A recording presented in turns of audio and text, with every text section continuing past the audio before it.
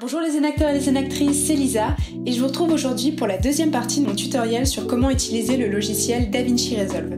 Dans la première partie, j'avais expliqué les bases du logiciel pour quelqu'un n'ayant vraiment jamais touché à un logiciel de sa vie. Et dans cette vidéo, je vais rentrer un peu plus en détail, on va aborder notamment les sous-titres et la correction audio. Donc voilà, on est parti, j'ouvre le logiciel.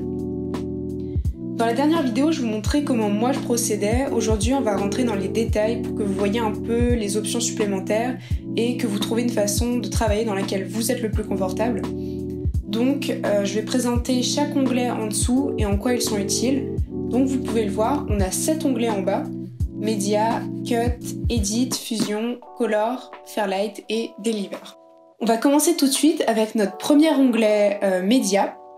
Alors Media, je vais passer assez rapidement dessus. Ça vous permet de transférer des dossiers de votre ordinateur à votre projet. Si vous vous retrouvez avec beaucoup d'éléments, ça peut aussi être l'onglet où vous pouvez venir faire le tri, vu que vous avez une fenêtre assez large sur vos médias. Maintenant, moi je préfère aller directement dans l'onglet Cut, Media Pool et glisser directement mon ou mes rushs ici.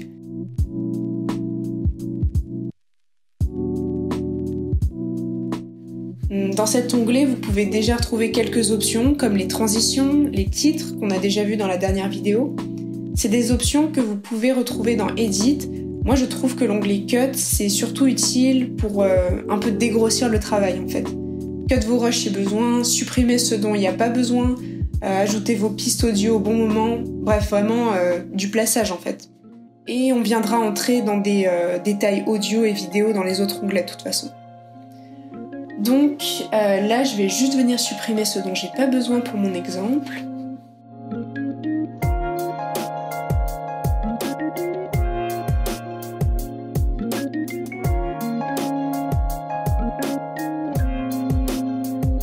Alors, autre chose, mettons que j'ai envie de venir ajouter une autre piste vidéo au-dessus de celle-ci. J'ai deux options. Soit je viens chercher mon média et je la glisse directement au-dessus de ma piste, mais c'est un peu la méthode bourrin et ça va si vous avez 3 pistes. Si vous en avez beaucoup plus, ça risque d'être un peu brouillon, donc il vaut mieux aller au-dessus ou en dessous de votre piste audio, faire clic droit et Add Track. Vous pouvez aussi revenir sur une track dont vous n'avez pas besoin et faire clic droit, Delete Track. Alors, je vais passer à Edit. Donc tout d'abord, je vais venir sélectionner l'audio et la vidéo et déclic Link Clips. De toute façon, Edit, c'est surtout, comme je le disais, rentrer dans les détails du montage. Donc vous avez toutes les options qu'il y avait déjà dans Cut. Donc transition vidéo, transition audio aussi, si vous préférez les ajouter ici. Moi, je vais venir les ajouter dans l'onglet Fairlight. Donc tout ce qui est audio, on verra ça dans Fairlight. On a aussi des effets, des titres, et par rapport aux titres, je vais vous montrer quelque chose, les sous-titres. Pour faire des sous-titres, on va juste venir au-dessus de nos pistes, clic droit et faire Add Subtitle Track. Puis, dans notre onglet titre, on va venir tout en bas, attraper Subtitle et le glisser sur notre piste. Par rapport à la méthode de travail, moi je vous conseille de vous référer à la courbe de votre piste audio pour placer vos sous-titres. Bon, là c'est une background music donc on peut pas trop s'y fier, mais normalement quand quelqu'un parle, il y a des distinctions très fortes entre silence, parole, silence, donc c'est pas très difficile de les repérer. Et du coup, il y a juste à se positionner sur mon sous-titre, faire CTRL-C, se placer à l'endroit où il y aura le prochain sous-titre, CTRL-V, etc. Après, moi je trouve que c'est beaucoup plus simple de noter tout ce que vous voulez sous-titrer sur un document ou même une feuille à part. Donc il y a tout un pré-travail d'écoute à faire, mais après c'est beaucoup plus simple de, une fois que vous avez placé tous vos sous-titres, juste venir taper dans vos sous-titres ce qui se dit.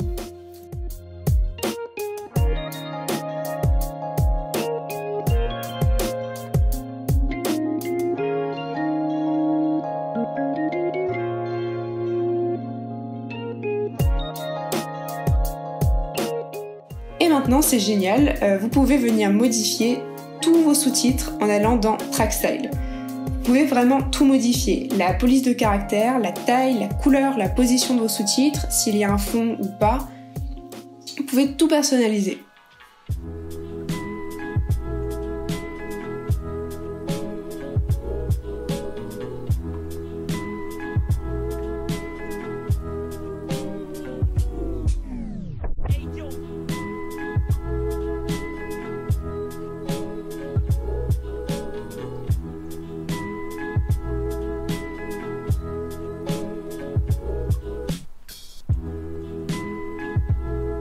Et voilà, j'ai les mêmes configurations sur tous mes sous-titres.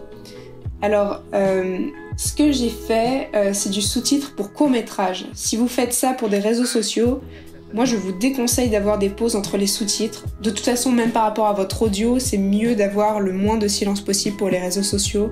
Donc, une fois que vous avez fait tout ce travail, je trouve que c'est souvent mieux de venir coller tous vos sous-titres pour qu'il n'y ait pas de pause. Encore une fois, à part si c'est du court-métrage, bien sûr. Mais maintenant, mettons qu'on ait envie de, par exemple, diminuer la taille juste d'un sous-titre. Bien pour ça, je vais venir sélectionner mon sous-titre et décocher Use Track Style. Et là, vous pouvez le modifier comme vous voulez, vous êtes complètement libre.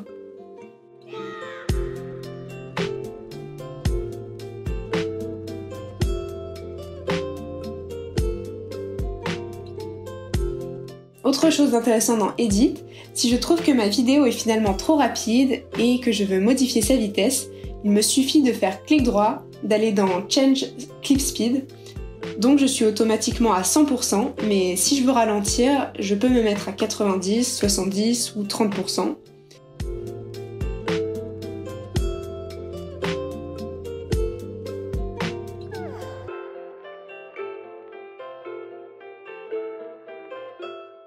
Pour accélérer, c'est exactement pareil, mais dans l'autre sens, il suffit de vous mettre par exemple à 130%.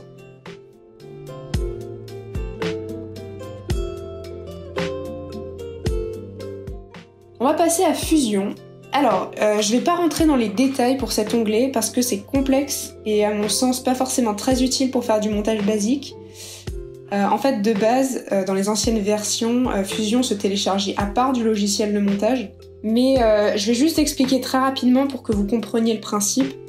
Donc, en fait, DaVinci Resolve, c'est un logiciel nodal parce que c'est possible de faire de la 3D dedans, que ce soit des effets spéciaux ou de la composition. Et le principe du nodal, c'est d'avoir tous vos éléments dans des sortes de petits cubes, reliés entre eux dans une sorte d'arbre généalogique, pour faire simple. Et c'est très utile pour pouvoir faire des compositions complexes sans avoir besoin d'être programmeur et d'avoir des notions de codage ou quoi que ce soit. Donc voilà, si vous avez envie d'aller plus loin et d'apprendre à faire des effets spéciaux, vous pouvez vous renseigner sur comment fonctionnent les nodes. Maintenant, c'est pas le but de cette vidéo, donc je vais directement passer à Color. Donc dans la première partie, je vous ai déjà montré un peu l'interface, donc je vais pas dire grand chose de plus. C'est l'interface qui vous permet de corriger la colorimétrie de vos rushs. Comme vous pouvez le voir, vous pouvez aussi le faire avec des nodes si vous y êtes familier. Moi, je vais juste venir mettre la vidéo en noir et blanc. Donc là, on va venir voir l'onglet Fairlight. Vous pouvez voir que le rush audio comporte automatiquement 2 pistes, une pour l'entrée gauche et une pour l'entrée droite. Donc si vous souhaitez faire un son un peu plus complexe qui passe d'une oreille à une autre par exemple, vous pouvez les traiter séparément. Mais bon bref, moi je vais les traiter ensemble. Mettons que cette piste audio est ma piste vocale principale et que j'ai envie de la corriger telle quelle. Vous allez voir que vous avez vos pistes et leurs détails sur le côté. Donc par exemple A1 pour piste audio 1. Vous allez voir qu'il y a un petit plus juste à côté de Effects. Vous cliquez dessus et allez dans Noise Reduction. Donc cet effet, à quoi il sert ? Eh bien, comme son nom l'indique, à supprimer tous les petits bruits qu'il peut y avoir quand vous enregistrez votre voix. À part si vous avez un micro pro, en général si vous enregistrez avec un téléphone ou votre ordinateur, vous aurez toujours un petit grésillement, une sorte de bruit de fond ou une sorte d'écho qui va rendre votre audio tout de suite moins pro en fait. Donc bref, pour revenir à l'effet en lui-même, normalement, DaVinci Resolve va vous faire une correction automatique. Ça peut parfois faire le job, mais la plupart du temps, je pense que vous allez être amené à le corriger par vous-même. Et là, j'ai pas énormément de conseils à vous donner. Il faut vous référer à votre oreille et jouer surtout sur sensitivity, ratio et level. Ce à quoi il faut faire le plus attention avec cet effet, c'est à ce que ça ne vienne pas altérer votre voix originale et que ça ne lui donne pas une espèce d'effet compressé. Donc pour ça, mettez-vous vraiment à cette limite. Le mieux, c'est d'avoir une voix super claire avec un tout petit peu de bruit de fond. De toute façon, c'est pas très grave et si vous avez une background music, ça s'entendra vraiment pas. Et de toute façon, si vous avez fait n'importe quoi, vous pouvez toujours venir désactiver l'effet ici ou le supprimer.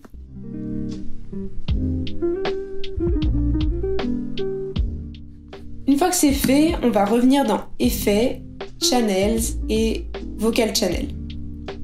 Donc le but de cet effet, c'est vraiment de venir stabiliser votre voix. En fait, quand vous parlez dans un micro, vous pouvez vous éloigner ou vous rapprocher du micro, parler plus ou moins fort, donc DaVinci va venir corriger ça. Moi, je trouve que l'equalizer de base est plutôt pas mal, mais vous pouvez toujours venir corriger les voix par vous-même en venant corriger les sonorités basses, moyennes et hautes. Et maintenant pour ma background music, je vais juste venir ajouter une autre piste, donc exactement comme pour les pistes vidéo, clic droit, add track, et je peux en ajouter autant que je veux. Bon, moi je vais en ajouter qu'une, donc voilà. Alors, vous ajoutez bien sûr votre background music. Moi pour l'exemple, je viens juste copier-coller ma piste audio. Et là, vous voyez que vous avez une piste A2 qui est venue se créer. Et vous pouvez baisser, augmenter le son de votre background music, ajouter des effets comme vous voulez. Je vais venir faire autre chose sur ma piste vocale, c'est clic droit et Normalize Audio Level. Et nous, on va prendre le level Samples, ça fait très bien l'affaire. Voilà, c'est pas grand chose, mais en fait, ça vous préconfigure votre audio sur quelque chose d'agréable à écouter si vous publiez votre vidéo en ligne. Vous pouvez aussi faire des transitions audio ici, en cut votre rush audio, puis en venant chercher votre transition ici.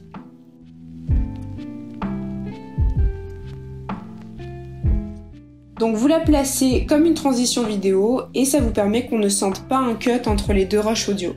Donc perso, je vous conseille de choisir soit la transition à 0 décibels, soit celle à -3 décibels.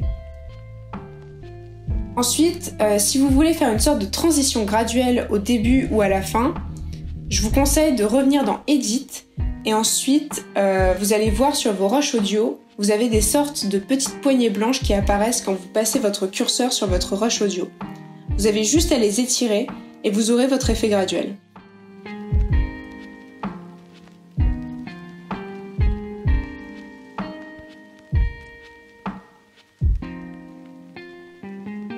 Dans Edit, si vous voulez juste modifier votre audio de façon assez rapide et imprécise, vous pouvez de toute façon.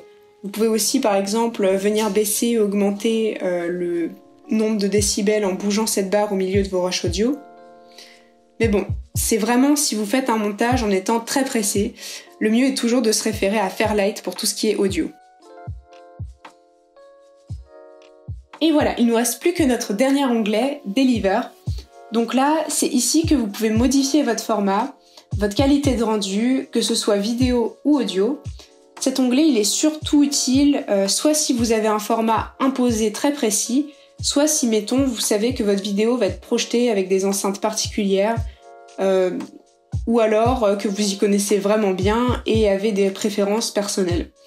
Comme je l'ai expliqué dans ma précédente vidéo, si vous faites une vidéo assez basique, du 1920 x 1080 avec 24 ou 30 images par seconde, ça va très bien, et vous aurez juste à retourner dans Edit et faire Quick Export.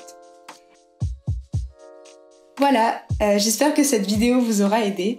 Merci de l'avoir regardée et bon courage pour vos prochains projets vidéo.